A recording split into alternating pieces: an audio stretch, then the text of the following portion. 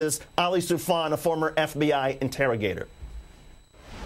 It's merely an exercise in trying to force compliance rather than elicit cooperation. A major problem is it is ineffective, and waterboarding itself had to be used 83 times, an indication that Abu Zubaydah had already called his interrogators bluff. Again, that was Ali Soufan talking about how Abu Zubaydah, a key figure who coughed up crucial information about 9/11, Ali Soufan saying that he gave that information to him, to Ali Soufan, early on within the first hour before anybody tried to use harsh interrogation techniques. He testified that once those harsh interrogation techniques were used, Abu Zubaydah stopped talking, stopped cooperating, and there you heard Ali Soufan point out that Abu Zubaydah ended up being waterboarded 83 times. Let's bring in a couple of strategists to talk about this. Joe Watkins is a Republican strategist and an MSNBC political analyst.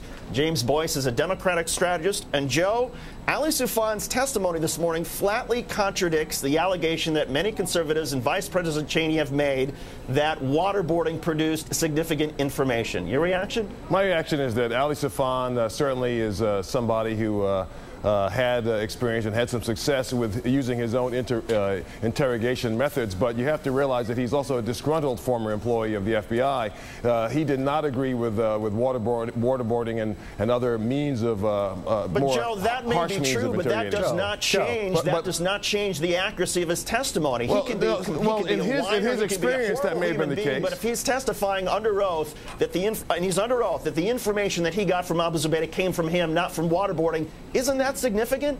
It's significant for him. That was his experience, but it doesn't mean that that's the case for every terrorist who was interrogated. Certainly, the CIA disagreed with him. There were lots of people who disagree with Ali Soufan. This is one of the reasons why perhaps he's no longer. Abu Zubaydah ended up being waterboarded 83 times. Dave, can I chime in here? Go ahead. I'm sorry. Go ahead. I interrupt you. Go ahead. Joe, I'm very surprised at you because it's not just Ali Soufan. It's military leaders, it's interrogators, it's Air Force interrogators. It's virtually anyone who actually has anything to do with interrogating suspects will tell you that torture doesn't work. It gives you unreliable, ineffective evidence. Well, and I'm surprised at you, Joe. Vice President Cheney says if you want to declassify all the information that currently is held, then you'll know that waterboarding has saved hundreds of thousands of lives. At the end of the day, we want to be safe. That's all. We don't want to be mean, but we do want to be safe. Vice President Cheney has held out Abu Zubaydah. Vice President Cheney, other conservatives have held out the information that Abu Zubaydah provided about Khalid Sheikh Mohammed and said, this is proof that waterboarding works. And now we have testimony under oath, unlike what Vice President Cheney has done when he's given these interviews. We have testimony under oath from an FBI interrogator. Well, David, hopefully we can get all the information declassified. That the information came when Ali Soufan used traditional techniques, and that waterboarding then caused Abu Zubaydah to shut up. Vice President Cheney makes a very, very good point. He says, you know, if you declassify all the information so that Americans can read it, free of passion, free of partisanship, they would know the true story, that waterboarding has worked in the past, that it's kept us safe. Joe, you know what? James, there's not one interrogator. There's not one interrogator, Joe. There's not one example that you can point to where waterboarding worked and saved lives. So yes, you know what we should do? We should release.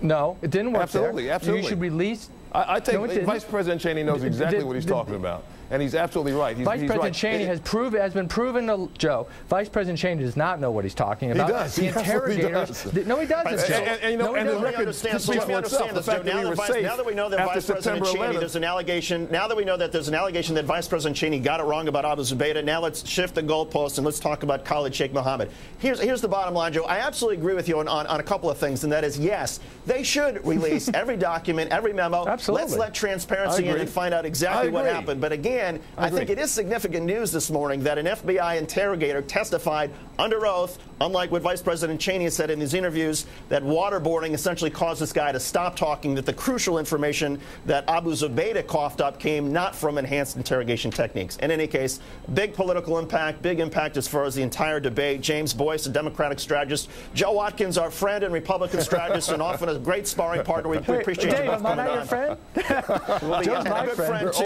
Good friend as well, and we'll be talking with both of them more throughout the day. Contessa Brewer is live at the news desk with the very latest on a court hearing in California. Yeah, Contessa. David, thanks. Anna Nicole Smith's death